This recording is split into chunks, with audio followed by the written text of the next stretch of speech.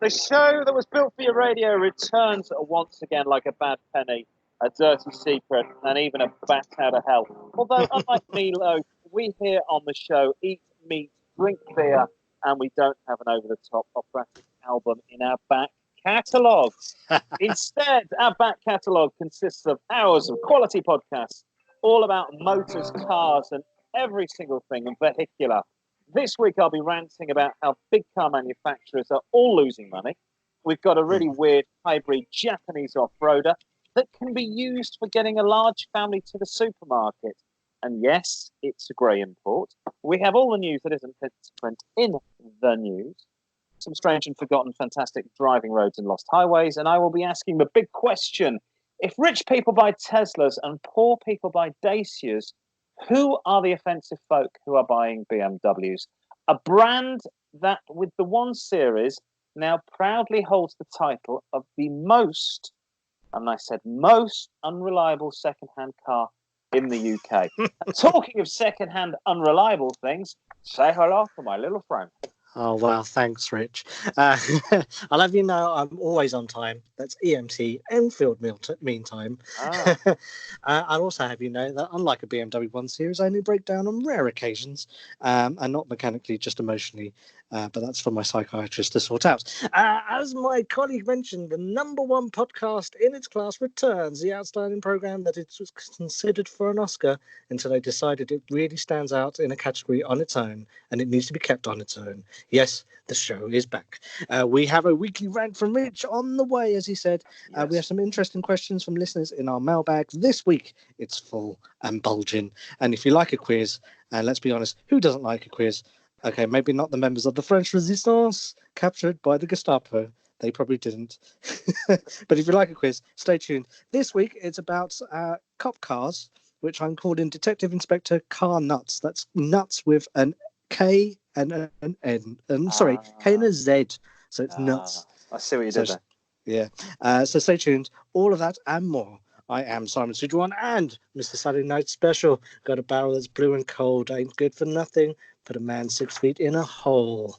Lovely song there by Leonard Skinner. All about a man's love of potholing on a weekend in the Peak District, I believe. And I'm Richard Green, and do the shake and vac and put the freshness back. Do the shake and vac and put the freshness back. When the room smells fresh, so do you. Next time you vacuum, you know what to do. Do the shake and vac and put the freshness back, which was, in fact, the worst carpet cleaner of all time. The only good thing it was for was getting rid of the smell of a dead body in a house you're renting out. That was about it.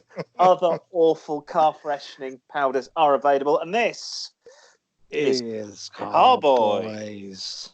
And yes, what a week it's been. And I usually have been pondering what my rant will be this week. Of course, I've been ranting at other motorists who are under the mistaken belief that 20 miles an hour on the road is an acceptable speed to drive at. I've berated spotty teenagers who are under the wrong impression that walking out in front of my car will encourage me to slow down. And I've told old people to stop driving their effing cars and catch the bus instead, especially when they nearly hit the side of your car in the hearing aid beige 1999 Toyota, 15,000 miles on the clock, one uncareful owner who would benefit from a man running in front of them with a red flag. So overall, I've got the things off my chest. I feel at peace with the world. And my rant, well, it's not really a rant. It's more of a query. It's a query about motor manufacturers and whether, in reality, they're all going to receivership. I don't mean tomorrow, but soon. Are the big manufacturers about to call it a day, and will we literally end up with 2 or maybe 3 big ones left? Now, the reason I ask this is one of the world's largest car manufacturers has posted a loss for the 2nd time in less than a year. German car maker Daimler, or as we say in the UK, Daimler, slipped into the red, and not bloody Daimler, as I've been hearing all this week. Daimler slipped into the red at the end of 2019, battered by the cost of developing electric cars, by penalties from diesel emissions, that it was cheating. It posted a quarter loss of more than $12 million. The collapse of profit, which Daimler had warned about last month, exemplifies the challenges facing the German car industry, which may be serious enough to push the country into recession. Vehicles are the country's biggest export, as well as an important part of the national identity. Now, You may already know that both Germany and Japan came out well from World War II, as they weren't allowed to have huge militaries, so pumped money into the car industry and into industry in general. Hence, the two of the largest car producing countries on the planet were born out of the dying days. Now, the reason I ask all this is another huge, now Indian-owned car manufacturer, Jaguar Land Rover, is also posting poor profits and suffering from downturn in sales in America, Europe, and most importantly of all, China, or as Donald Trump would say, China. You can blame politics, economic turndowns, the coronavirus, or it's been now named COVID-19, which sounds like a toothpaste. COVID-19 gives you 24-hour protection. But I suppose it's better than a name like Sham 69 or Level 42. I digress.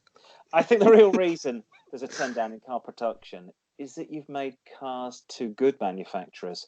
When I was a kid, a 20-year-old car would be covered in rust, bits would be literally falling off it, and you would be lucky if the scrapyard would take it away from you. Nowadays, a 20-year-old car can be in amazing condition. No rust, a solid engine, and an interior that would put new cars to shame. Go even further back. I remember my grandfather telling me that back in the 1950s, a car would be done at between 40 and 50,000 miles. I drove a BMW the other day that had done 3 times that amount. Its engine was as tight as a nut, a 15-year-old BMW. I think the age of the car is coming to its zenith, and I think, like it or not, we are far from producing the almost perfect, we are not far, I should say, from producing the almost perfect vehicle that will never need replacing. Look at Tesla. They literally only have 3 models to choose from. Also, Ford and BMW are going to be making cars in less varieties. There's almost no saloon cars anymore. People like Honda and Toyota make small city cars for commuting and SUVs for the family market. Now, you chuck the Koreans into the mix with their 7-year warranties and you've got a recipe for disaster. Well, success for the buyer, but not for the manufacturer, who's starting to sell less and less cars. Coupled to this, the mechanics and the engines are getting better, alongside the rust proofing on the bodywork, the long lasting interiors. We're moving towards electric cars, and everybody wants a Tesla. And of course, the electrics mean no gearboxes, less wear and tear, less servicing, and in the end, less car production, because cars are all going to last forever. I'm not saying this is a bad thing. I'm just saying how we use cars, and if we even buy them or maybe just rent them when we need them. This is something we're going to face. I think back to 70 years ago, there were probably 200 car manufacturers globally. Now, the number is probably less than 30. And to misquote the Chinese, I think we are about to start living in some interesting times. It's an unusual one in that sense, where you've got who is it? Aston Martin recently, their production slowing down. Ford are stopping making certain cars in America, so they're going for just like the SUVs. It's troubling times for the car industry. Harley Davidson, I read this morning, are having problems selling their vehicles. Well, of course, because the people buying their vehicles are dying. The baby boomers are the people over 50 and 60. Well, that market's getting smaller and smaller. Those are the people that bought Harley Davidsons. The kids are away. Wicked. Go and get myself a leather jacket, relive my youth, go and get a Harley Davidson. Our market's getting smaller and smaller. The Japanese are producing, and of course, I should say the Chinese are producing better cars. The Chinese are producing amazing motorbikes. And the Chinese are no longer buying American brands. They're no longer buying German brands. They're no longer buying Japanese brands. They have their own brands. The market in China is shrinking. I think we're seeing it all pull back. I think we'll still get bespoke manufacturers. I think people want weird and quirky and strange cars. I think it'll always happen. I just think it's going to get a lot smaller. And I think you couldn't have continued to have cars that were so unreliable. Cars were dreadfully unreliable when I was a kid. They were awful. I've got on the driveway now a 16-year-old Honda that has no rust on it. I would go and find rust. You will not find any rust on it. I sold my 1990 XR3i when it was 14 years old. That car was covered in rust. The same mileage. They'd both done the same mileage. And that car was on its, I think, 3rd clutch. That's never had a new clutch. That's had, I think it has had the exhaust replaced. There's an awful lot of things that haven't been replaced on that car, and there's awful lot of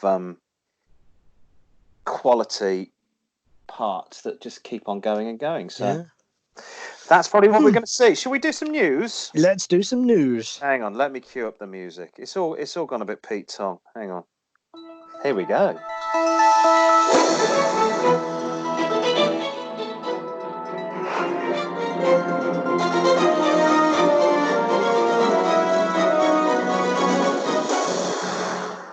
And of course, we are recovering from a storm at the weekend. It's probably got into the equipment.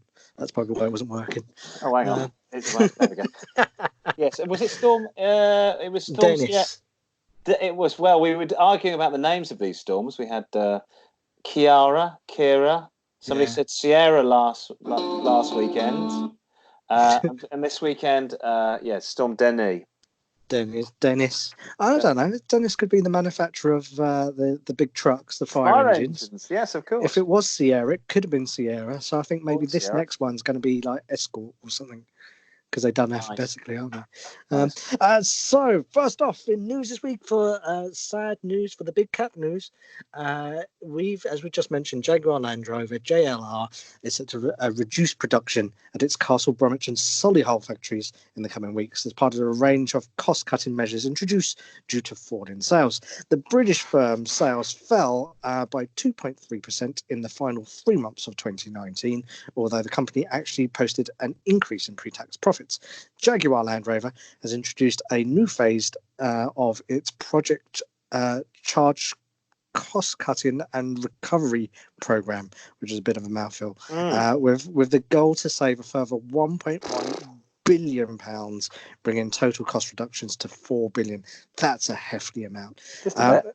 According to Reuters, Jaguar Land Rover will halt production at Castle Bromwich, where the Jaguar XE, XF and F-Type are produced on selected days over a 4-week period. It feels like the 1970s from late February until the end of March. It will also stop producing on a number of half or full days on its Solihull plant, where the Range Rover Sport, Range Rover Velar, and Jaguar F-Pace are built. Jaguar Land Rover has been particularly hit by falling sales of its saloon cars and diesel-powered models in recent years, while the firm did have some sales hits in the final 3 months of 2019, with the Range Rover Evoque sales, which were up a massive 30%, and the Discovery Sport rising by 9.2%. Retail sales declined for every Jaguar model. So, not good days for Jaguar or Land Rover. Yeah, we're going to see the death of the four-door saloon. We are seeing the death of the four-door saloon currently, which I think is a really sad thing.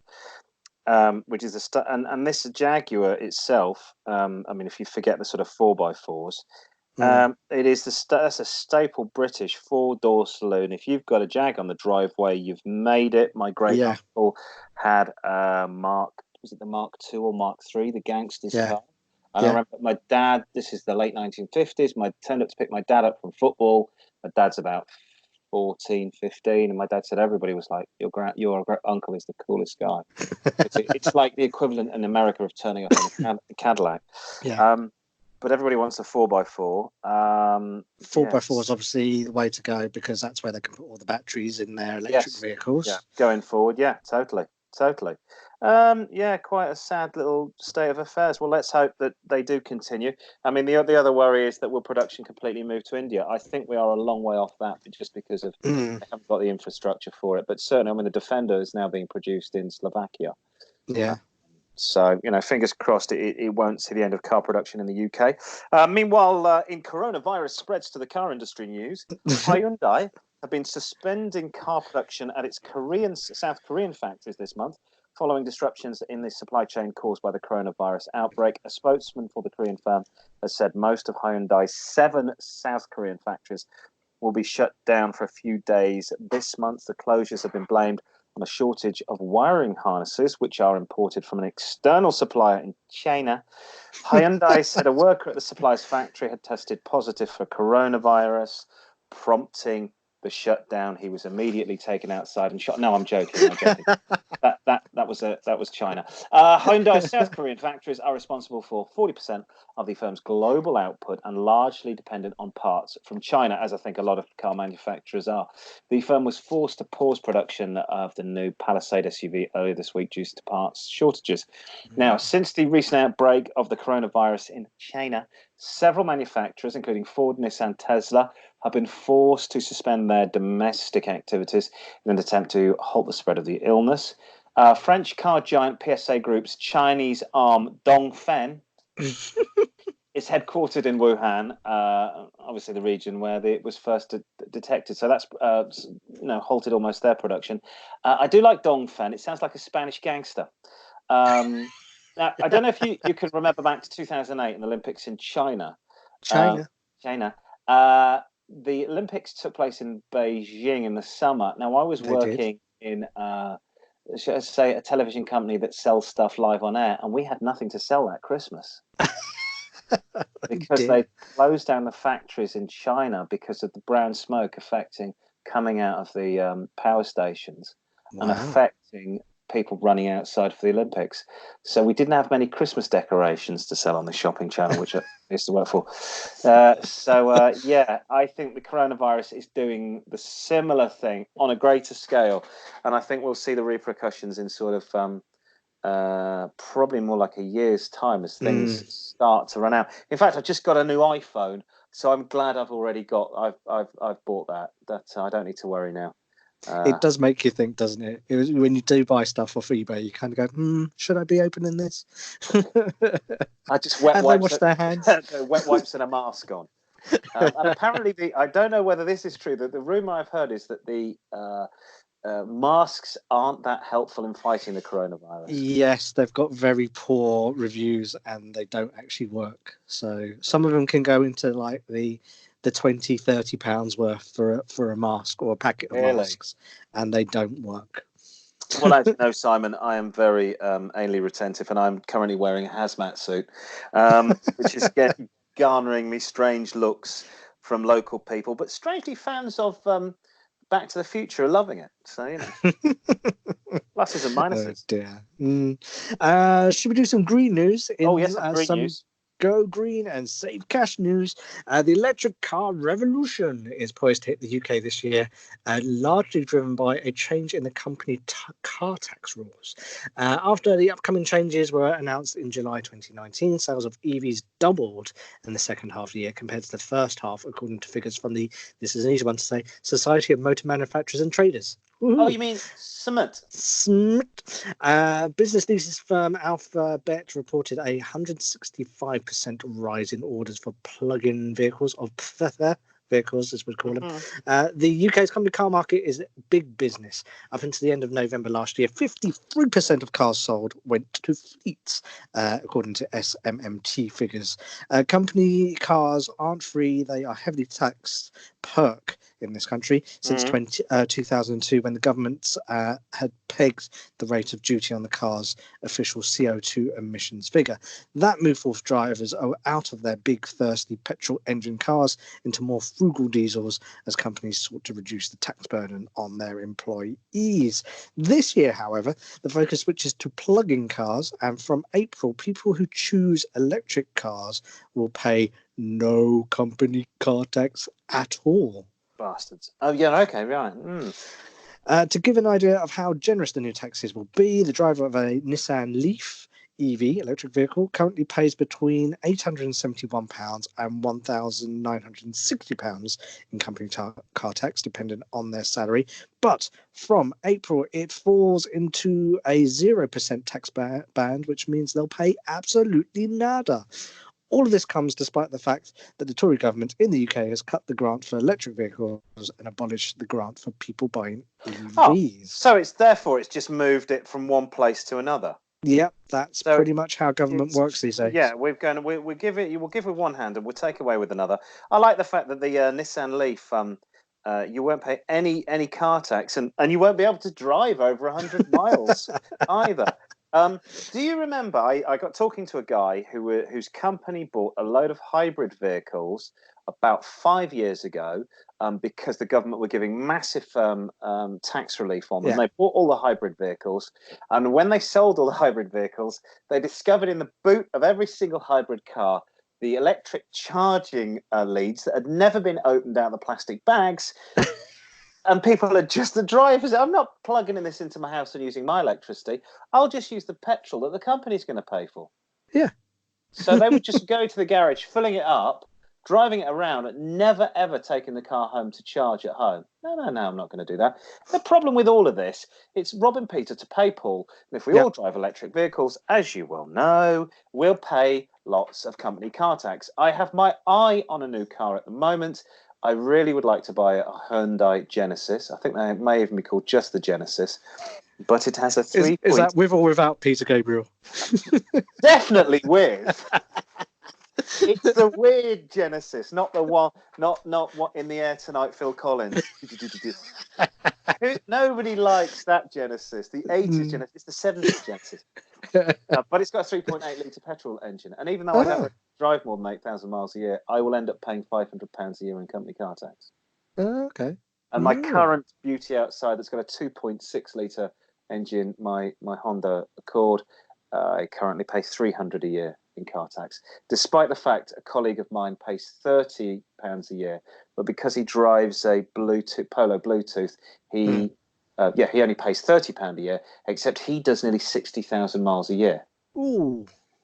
So I'm the one being stung, and yet I choose to drive a big car because I like driving a big car, and he chooses to drive a Polo because, I don't know, he doesn't really like cars. Let's just say it like that. I'll keep it the best way I could post that. So, hopefully he never has an accident. Right, so moving on. In health and safety news gone mad, of course, we covered this last week. Road bosses in the UK are being accused of being ambitious and complacent after a revelation that safety wasn't a primary goal for the smart motorway. Improving safety was not a primary goal when one of the UK's earliest smart motorways was being developed. That's a newly uncovered document has revealed.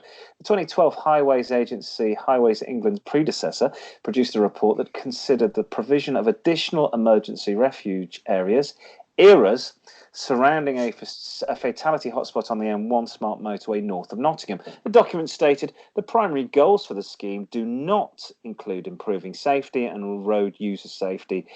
Objective is to ensure that the scheme is no less safe than the safety baseline. That definitely sounds like it's considered by the government.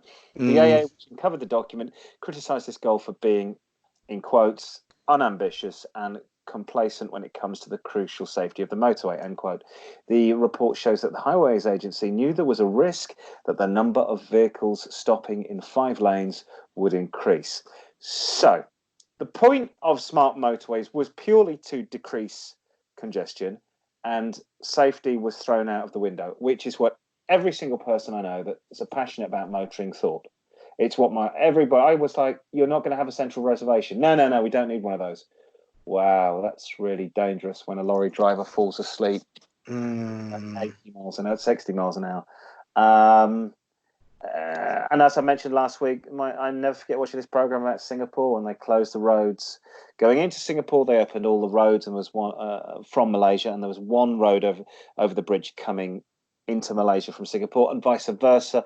Rush hour with all the Malays coming home from Singapore to houses in Malaya, and it's just like the most dangerous thing. But at least there you have the element of the fact that people in Southeast Asia tend to be quite organised and together and not aggressive. Yes. I'm not culturally stereotyping, but I think if you had the amount of traffic in Bangkok that you did in London, you would have a lot more deaths. It's I don't really get it. It's so safety wasn't the objective. Neither was to make it any worse. No, but they still spent millions of pounds on it just to decrease congestion. Just to decrease congestion. I don't think there's any other reason why you would do it. To speed, to get rid of congestion. So you've got rid of we could have all done that. We could have all said, let's get rid of the hard shoulder. Yeah. How many times you've been in the motorway, you've sat there, I wish I could drive on the hard shoulder. I wish I could go now. I wish I had some blue lights in the grill of my car that I could start flashing and drive down the hard shoulder. Yeah. So that was a complete waste of time. So yet another thing by the government that is completely useless. Absolutely. Shall we go for a bit of classic car selection? Yes. Okay. Yes, we Stand should. by. Stand by. I'm having issues again. I think there's water in. Hang on. Let me. Oh, here we go. Here we go.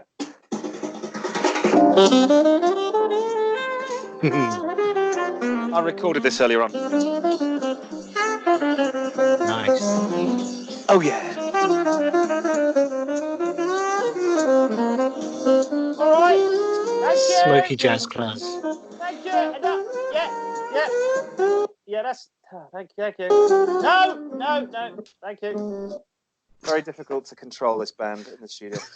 Right, it's the classic car selection. This week on our classic car selection, we asked the question: are you the type of person who has 3 kids but balks at the idea of a people carrier? Maybe the thought of owning a Citroen Picasso would drive you to drink and drugs. Alternatively, maybe you're a surfer who loves to spend their free time looking for that perfect wave, but you don't want to stay in a vehicle as cliched as a VW camper. Or maybe you're the type of weirdo who likes to combine off-roading with a camping trip. In the same vehicle, then we have the motor for you. And I've been doing the pronunciation of this car all week. Released on the 12th of May 1994, the Mitsubishi Delica has an aerodynamic-looking people carrier. The MPV was based on a truck, but now reimagined as Delica Space Gear in the domestic Japanese market. The body specs of the Space Gear in Japan range from the XR, XG, Exceed, Super Exceed, and Royale Exceed. Both long and with short, cheese. with cheese. That's the from the Samuel L. Jackson range. Royale Exceed. And both long and short wheelbase versions are available. Now, unlike many cars of the period, it shares parts with another sister vehicle. The engine and transmission came off the Mitsubishi Pajero, or Pajero, but unlike the Pajero of its time, it's of a monocoque construction and lacks a separate chassis. The Delica, like almost no other MPV, had a trick up its sleeve. It kept the Pajero's four-wheel drive off-road capabilities with four-wheel drive, high and low ratio gears, and differential locking. Its engines varied from 2.5 litre through to 2.8 intercooled turbo diesel, a 2.4 and a 3 litre V6 gasoline with 12 or 24 valves was also offered. Apart from the 2.8 litre diesel, all models are available as 2 or 4 wheel drive. Now, in many export markets, the cargo versions of the full berth generation were called the Mitsubishi L400, while the passenger versions were called the Mitsubishi Space Gear, without using the Delica nameplate at all. In 1996, the Delica was upgraded with a facelift model. The upgrade is mostly cosmetic, with changes to the lighting clusters around the front body panel, with the integration of a molded bumper in place of the original 3-section bull bar. The engine was upgraded with an electronic control type distribution jet pump, and an electronic sidestep was made standard on the higher spec versions. The final facelift was released in Japan in August 2002, and the Delica was never released in the UK, unlike the Pajero and the Mitsubishi L200 pickup, all of which share the same floor plan and engines, but you can get them in the UK as a grey import. Now, I had a look online, a 2000 model with less than 20,000 on the clock, in white, with 2 owners and a full service history, albeit mostly in Japan. You do need to, when you buy grey imports from Japan, get somebody to take a look at what it says, because sometimes it will say this has been in a serious accident, but it will be obviously in Japanese. That car, 20,000, less than 20,000 miles on the clock, so it is a 20-year-old car, in white, 2 owners, full service history, immaculate, under £6,000. Now, you can buy cheaper MPVs, and I know you can buy cheaper 4x4s, but what you cannot buy is an MPV that can off-road. Now, if you're a surfer and you want to drive over sand dunes down to the beach, this is the car for you. If you want to drive to Morocco and over the Atlas Mountains, this again is the car for you. Suffice it to say that if you've also been a little Catholic with your choice of contraception over the years and have a lot of children to get to school or the football pitch, this is the car for you. And it's got to be better than buying a classic VW camper. It'll certainly be more reliable and probably a little faster. So That's what we've got here. A VW van for the 21st century. It's got to be the Mitsubishi Delica. They're And quite funky, they are. go and have a look on YouTube. I've done this. I've covered this car because there's two of these in my little village where I live, Yeah. and I kept saying the weirdest looking jacked up people carriers. Because they're 4x4, they've kind of got lots of ground clearance, haven't they? Huge. Some of them got bull bars. Yeah, the older ones have got the bull bars. Check out Mitsubishi Delica on YouTube and watch people off-road these things. It's hilarious. I've got a feeling they're not quite mid-engine. I don't think they're mid-engine. They're not like the was it the Toyota of the same era that was mid-engine. Yeah. But the 4x4 capabilities of these things are great. And if I was going to, with my other half, take 6 months off and trek around Europe, obviously the children would be slightly discombobulated. But this is the car I would take because we're going up the French Alps, not a problem. We're going down to the beach in Monaco, not a problem. Yeah, we're going to go across the Pyrenees, down through Spain, go off some terrible roads, not a problem. That car's going to get you there, and that car's going to get you out of trouble. I think it looks great. I think it's really fantastic. I'd get one of them and paint them in the colour of the Mystery Mobile from Scooby-Doo.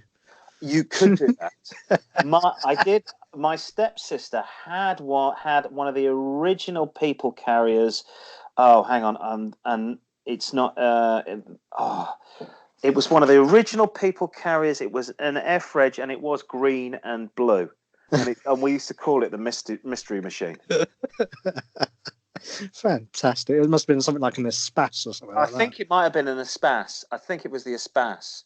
That was Renault, yeah? Yeah, it was the Espace, yes. It's all coming back to me now. The whole thing would be dreadful in an accident. But yes, she used to drive around this thing, and I was constantly used to ask her, whether, she solved any mysteries. Yeah, or old Mr. Wilkes would have got away for it had it not been for you damn kids. Had she taken a trip to the fairground? She used to say yoinks a lot. And she was always accompanied by a Great Dane, and they both looked very stoned. Shall we do some Lost Highways? Yes, Let's. For it.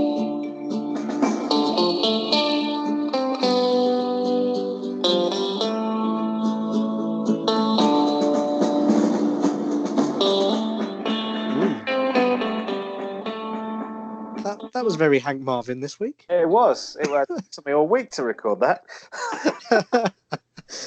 This is part of the show where, if you've never heard the show before, this is a feature where listeners email. We'll give you all the details in a bit. They email us in and give us their favourite roads and the reasons why they love them. It could be a quiet coastal road that leads down to the sea. Alternatively, it could be a straight 2-lane blacktop that leads to infinity and leaves you to gun the pedal to the metal. Whatever it is, whatever your poison is, let us know your perfect driving roads here on Car-Boyz. We'll give you all the details in a bit. Right. Well, we've... sorry, go on. Should we do the first one? Yes. We go to Manchester with David, 44, just returned from holidaying in the Caribbean, lucky bastard, and says tells the show that the island of St. Lucia is a great place for driving. Ooh.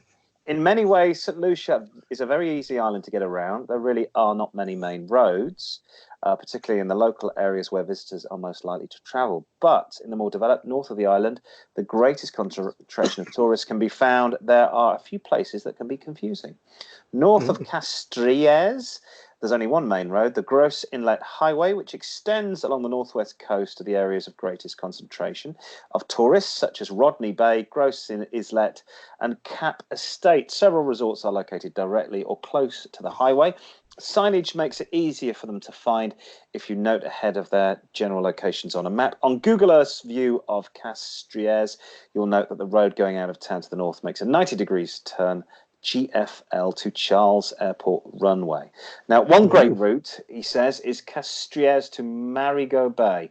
From Castries, as per above, proceed down the Millennium Highway until it ends until it dead ends. I wonder what you do then. Turn right here on the West Coast Road. Proceed ahead up a hill. There's a sharp right bend.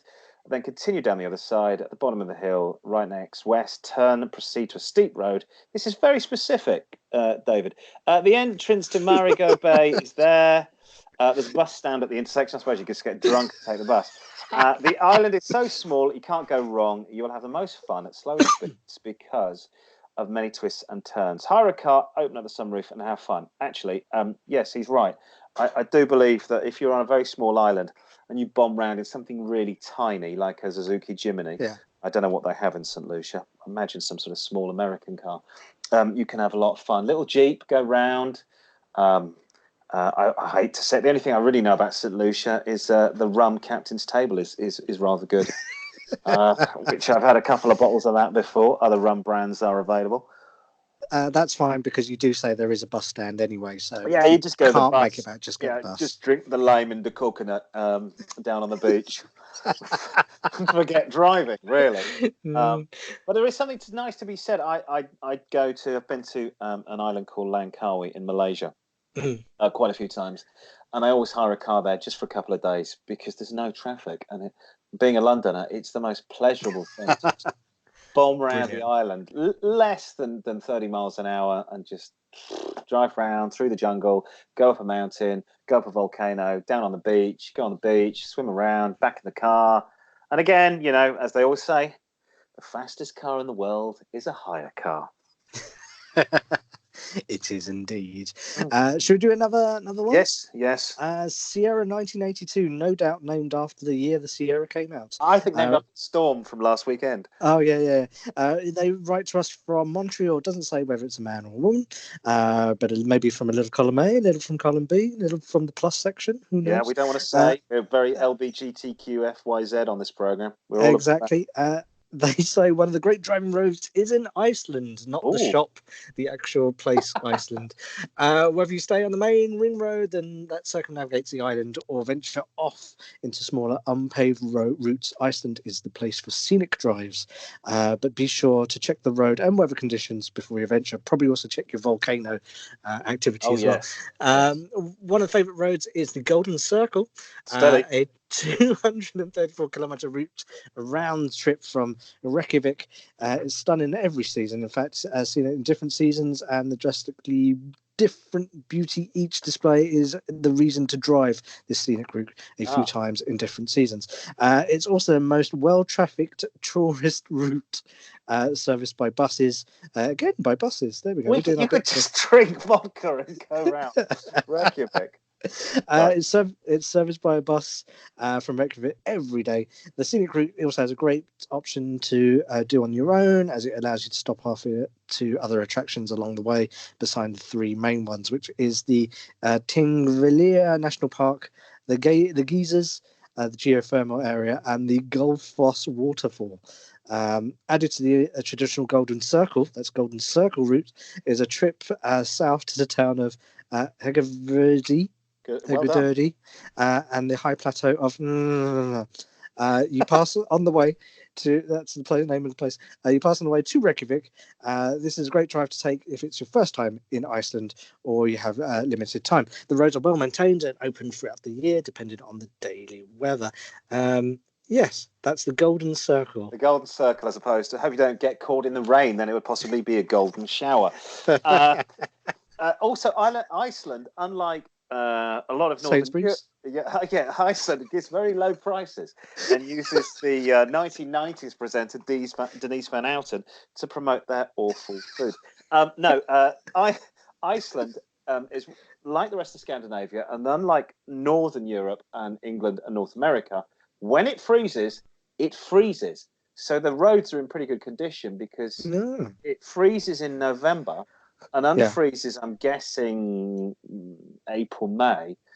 What the problem with the roads in the UK and certainly places like Chicago is they freeze, they unfreeze, they freeze, they unfreeze, they freeze, they unfreeze throughout the winter period, and that's what breaks the roads up because of the. And then you get the potholes, Then you get the potholes, which I gather you don't get. But I've always wanted to go to Iceland. Maybe now is the time because I mean, they're probably still suffering a little bit from the economic crash. I know it used to be prohibitively expensive to go there. But yeah, that sounds quite good. You can enjoy, what is it? Is it shark? Something shark brewed in its own urine or something. Really? Yeah, they take cured in its own urine. Yeah, and they bury, and then you eat it, and apparently it does taste as bad as it sounds. So, but apart from that, they've got some nice beer, some nice You know, Geezers. some nice ladies. You can stock up on Bjork CDs. Right, it's time for to open up the mailbag. Get in touch with the show. We have a website, we have a Facebook, a Twitter, and apparently, what else do we have? An Instagram? We have an Instagram, yes. Wow, okay, so Facebook, we are Car-Boys, at Car-Boys, 4 Zs at the end. Email the Car-Boys, it's always boys with a Z, car-boys with a Z at outlook.com. Twitter, we're car-boys with a Z, at car_boys with a Z. And on Instagram... It's Instagram, it's car_boys with 3 Zs. Because we couldn't afford... 2 and 4 were out, were they? Yeah, yes, they were, yeah. Damn their eyes. Let's do our first one. Okay. Susan from Staines has a large mark on her driver's door of her car. A stain on her door. Yay! A blue van clipped aside. He says clipped the side. Sorry, Told you we're very LGBTQ here on the program. Yes, there isn't a dent, but there's a blue paint mark along the side of the black door of a VW Golf. Oh, she changed again. It's gone from he to a her. Yes. Yeah, that's the way we are. We're LGBT plus, and we are personal pronoun positive. Right on. Exactly. How does she get rid of the mark on her car? Well, as you've been known to send me emails of planes smashed into walls, cars on fire, my response has always been, that'll buff that. Go and get yourself some tea-cut. Yeah. And have a go. And, you can't really go wrong. I had the great example of this is many years ago, and I'm talking about 50, actually it's probably more like 60 years ago. My grandfather's second car, he bought from a guy that worked at the Rover plant in Birmingham. And of course, this was the late 1950s. The car was black. And it got hit by a Midland Red bus. So down one side was now all red. Yeah. Well, my grandfather, by trade, worked as a tinsmith and a panel beater.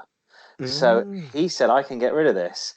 And he gently tapped out the dent and then he buffed out the red and he tea-cut the car, or whatever they were using in the 1950s, probably the teeth of small children. He buffed out the red and got rid of the red paint completely. And then he sold the car, and he sold the car slightly more than he paid for it. 6 months later, he got a check from the Midland Red Bus Company. I don't know what it was for, but he said it was nearly a quarter of the value of the car, and he didn't own the car anymore. So you can, it's amazing what you can get rid of. If she just thinks there's no dent, she says there's no dent, there might be a ripple.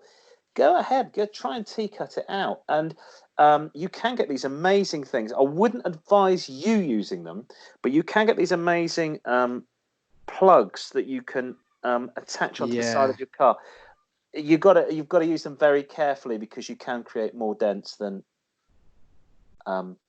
I've noticed I've got a slight ding on my roof at the moment, and I'm umming and ahhing about whether to put one of these in or whether just to ignore it. It should. You can get. I think you can. You can get on those, and you can get those little sucker things that can. That's what I was thinking of. Just pull them out.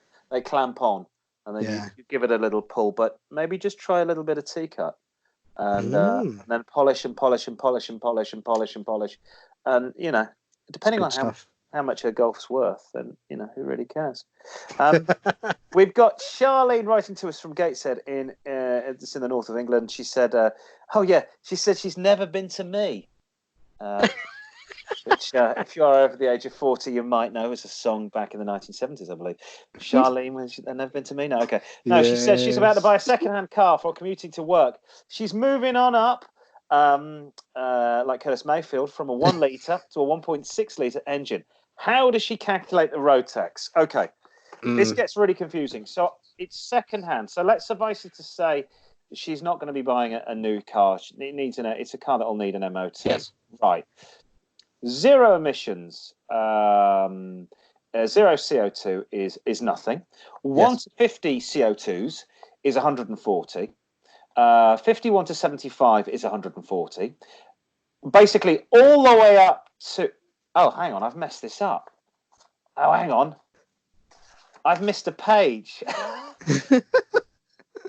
So We'll guess. basically, so it's 140, 140, 140, 140. They're all 140.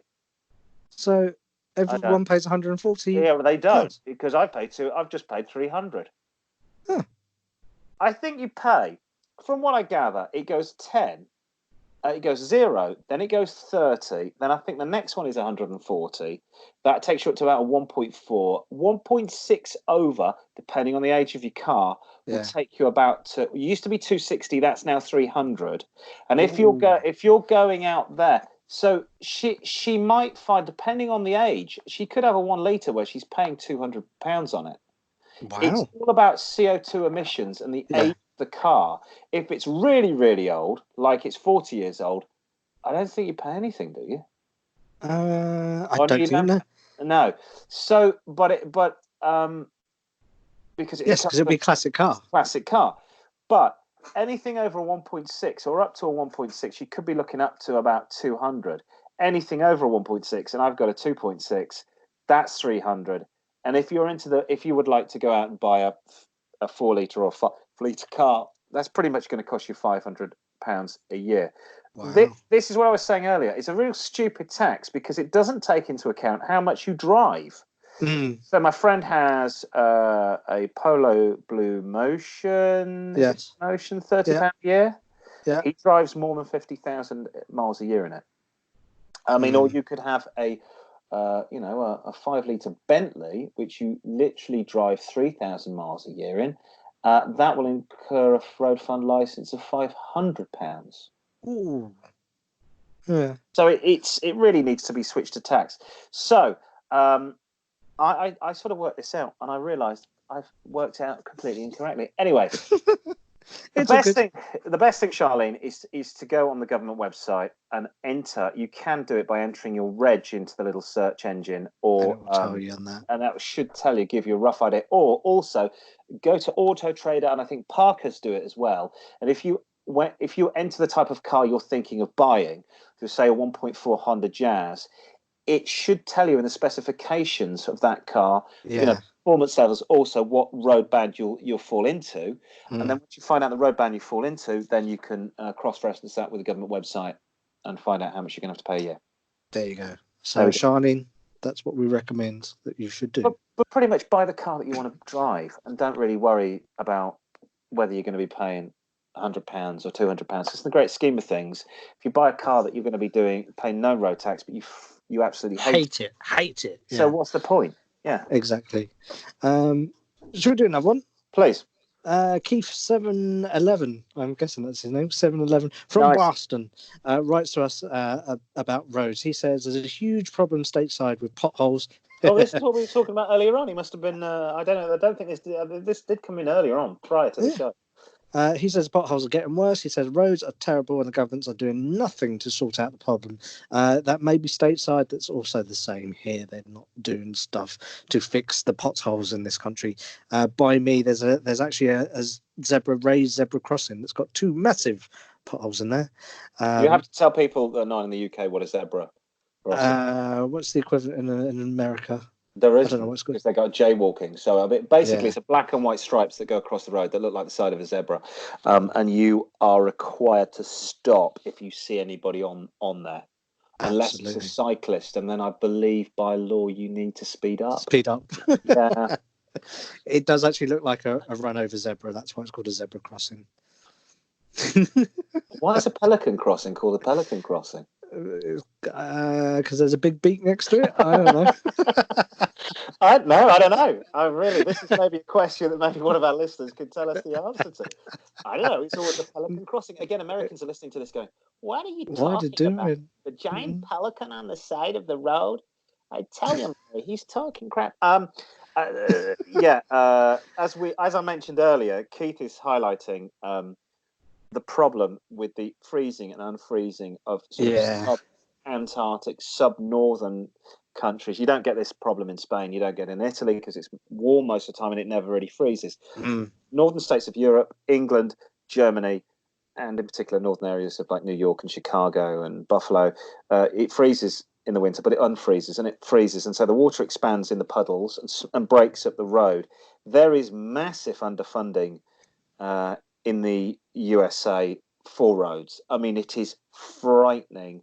Wow. I went 30 years ago. I went to New York, crossed over the Brooklyn Bridge from JFK, and there was potholes everywhere. And I went back 4 years ago, and the whole of Broadway was up. It was raised ironworks, and they were resurfacing Broadway. And what I did notice is that there's none of the traditional 50s American cabs, and the Crown Vics have all gone. Everybody in New York drives giant 4x4s because the roads are appalling, absolutely dreadful. And from what I gather, the rest of the states, it's a similar story. They don't the local governments don't have the budgets to put the road crews out there to go and find who the hell wants to do that job anyway. No, it's a thankless task, but they don't have budgets to and this, it's not great. It's not great in this country either. No, you're right. We do have one thing I would advise is if you do hit a pothole, is take a picture of it as quickly as possible, as soon as you know it's there, and then send that picture to the council if you've damaged your car. And to be honest, even if you haven't damaged your car, I know my father tried to do that. Went back to take the picture. He stupidly reported it to the council, and they filled in the hole. Yes, I know what you mean. He's taken another picture of another pothole and found another pothole to spite them. But my father's far more honest than me. There is a massive issue. You're right with them in the UK, and you can, if possible, try and get your money back from the council if you've damaged. And that's the council where the road is in, not your local council, but the council that. I think it's the council. Yes, it is. It is. It'll be the individual council because they will have insurances to cover damage by the fact that they've provided incorrect or not adequate roads. Because we are paying all this road tax, of which something like less than 25% actually goes on the roads, and the rest goes into the government slush fund. But that's another subject altogether. I tell you what, if you are a regular driver in the UK, go and buy the Waze app. Well, no, you don't even have to buy it. Download the Waze app to your smartphone. I used Waze the other day, and it went, bing, pothole ahead. Oh, wow. Yes, I would love that because Waze obviously is built on people using the Waze app and giving Waze information about, people with no lives, about how busy traffic is in certain areas. And some brilliant person had put, bing, there's a pothole ahead. And guess what? The bloody well was. Right, finally, we've got Jimmy, 1488, from Glasgow in Scotland. He writes about his love of small Italian sports cars. He loves the Fiat Spider, and he wants to know the modern equivalent. What should he go for? Modern equivalent. Well, as I said, modern equivalent. There was a time where you would have said something like the Barchetta, which was quite nice. You would have gone for an Alpha Spider. Those were sort of like late 90s, so they're good secondhand. Well, no, as Italian sports car, there's no good secondhand Italian sport cars. Although the depreciation's all gone by that time. Modern, we're talking about new ones, aren't we? What have we got? Well, I'm thinking. The modern equivalent of the Fiat Spider 124 is the Fiat Spider 124, which came out I think 2 years ago, which is a rebadged MX-5. Does look better than the MX-5.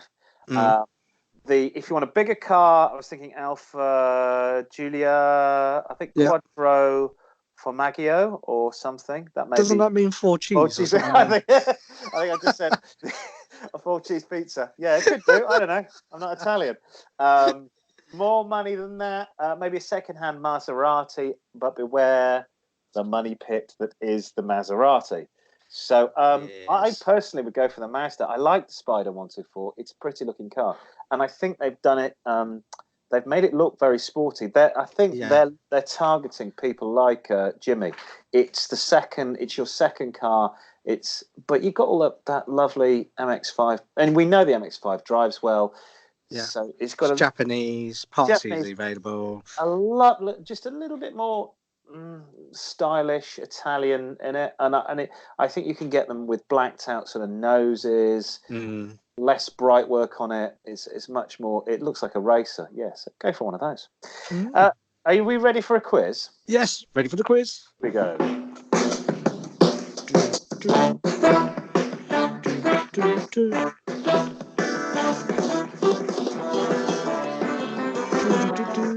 There we go.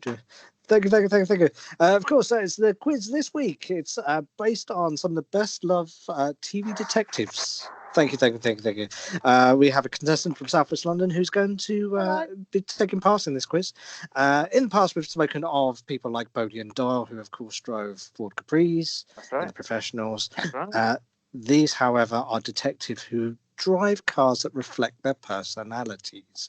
So that was the example. Bodie and Doyle having Capris. So didn't they drive the Dolomite as well? They did in early on in the series. Yeah. Yes, they did have those. No bonus points here. Damn. So we have Rich from South West London. Are you Hello. ready? I'm ready. Can I just say hi to Mum and Dad and everybody watching in Cleethorpes? Yes, you can. You just did. There you go. So, should we do question number one? It's an A or B quiz. See if it's A or B.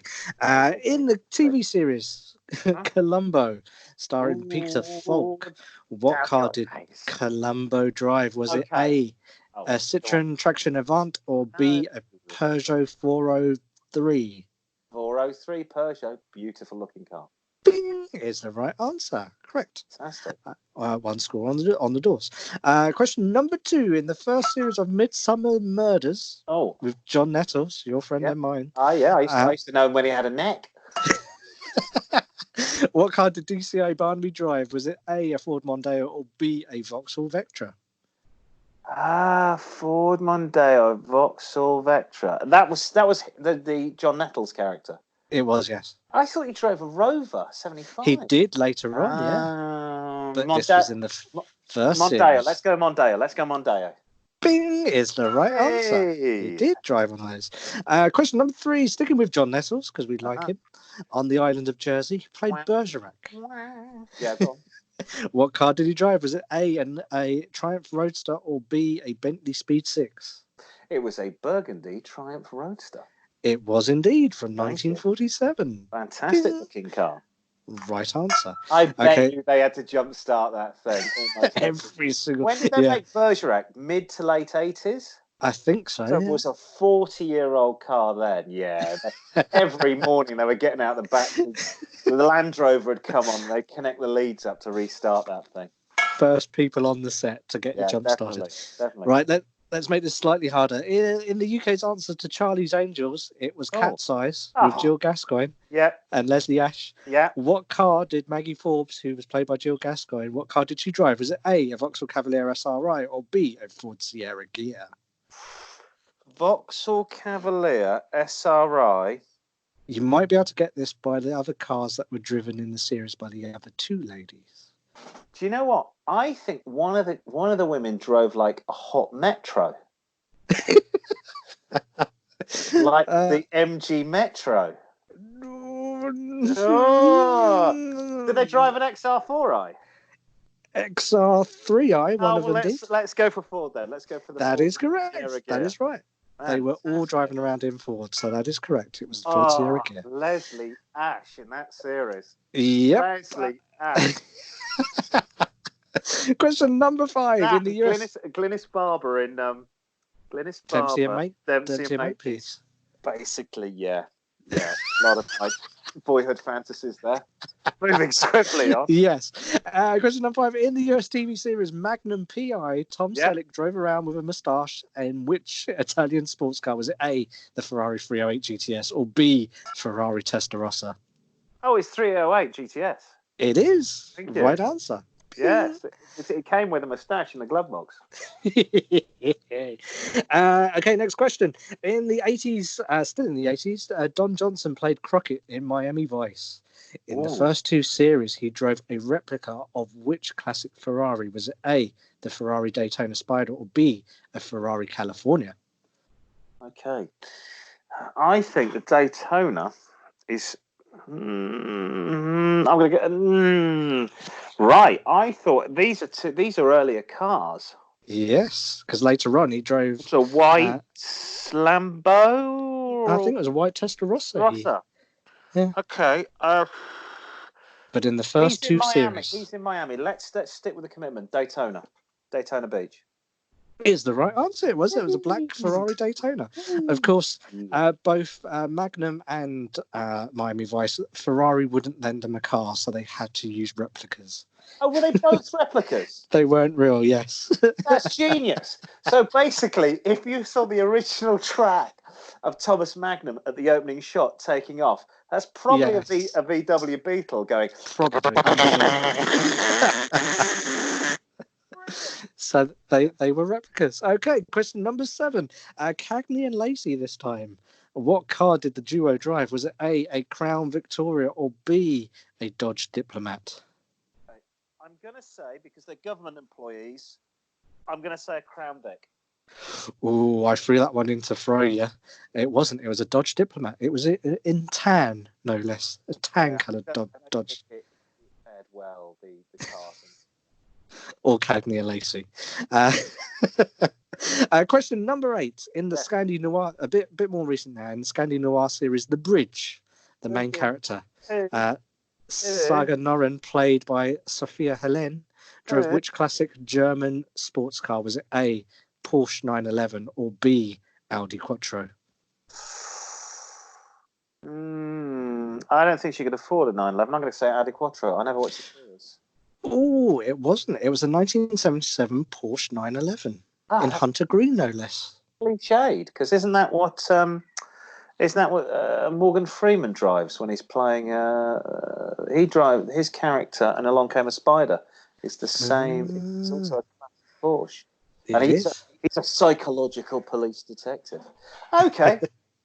You never drive that on Danish, Swedish roads. Are you mad? That would have been the end of the series. She'd be coming around the corner. She'd hit on the patch fire. Of black ice, which exists from about July all the way through to June in Scandinavia, and she'd be dead. And then roll credits. That would be the end of the series. Of course, she'd want an Audi Quattro. I think I found a hole here. Yeah, the quiz is what they drive, not what should they have driven. Okay, all right, sorry. Last question. For some reason, we only have 9 of these. Last question. Fine. In the 70s TV series, The Sweeney. We love The Sweeney. Regan, played by John Ford, drove which Ford? Was it A Ford Cortina GXL, or B, a Ford Consul GT? I think it was Cortina. It's the wrong answer. Is it really? It was actually a Ford Consul GT, which was the basis of the Mark I Granada. Oh, you're right. Damn your eyes, you're right. It wasn't. Yes. But I also drove a Granada. No, it was a Consul. It was a Consul GT. Wow, because my grandfather had the Cortina. But the Cortina and the Granada of that era, is that bottle, the Coke shape, wasn't it? Yeah. Ah, okay. That's why I threw that in to trick you. Yeah. Well, I still over half. I'll always settle for over half. I still think the bridge thing. She needs like counsel. Drive around in a Porsche with all that weight in the back, going around icy corners. It's okay. I'm safe in my jump. I've got my jumper in here to protect me. That's the only thing that's going to protect you, sweetheart. And it goes straight into the crash barrier and off into the fjord. What did I get? So you got, it was 6. 6 out of 9, but that's good enough. As Meatloaf said, 6 out of 9 ain't bad. Exactly, yeah. So you take away a selection of best of Car-Boyz throughout the last 32 shows. Fantastic. So great to have the best of. Like when we go on tour, we'll have to do just the hits. Yes. Nobody wants to hear the new stuff. We'll bring the audience with us as well. Yes. That's about it from Car-Boyz. Thank you very much for tuning in. I'm so pleased. I will be going home now to listen to try and find the right music to play out on. That would help, wouldn't it?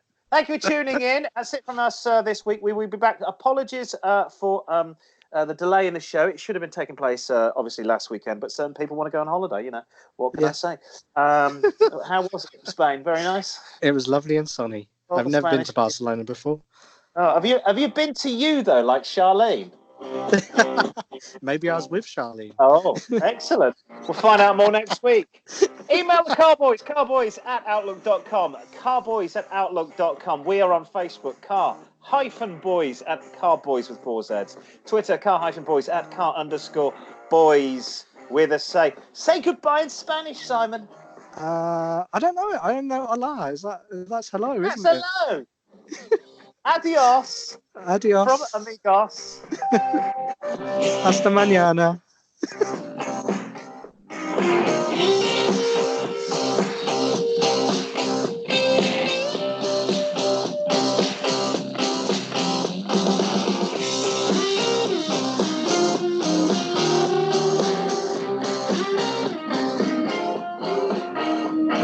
Cool, that's it. Excellent. So I booked the tickets for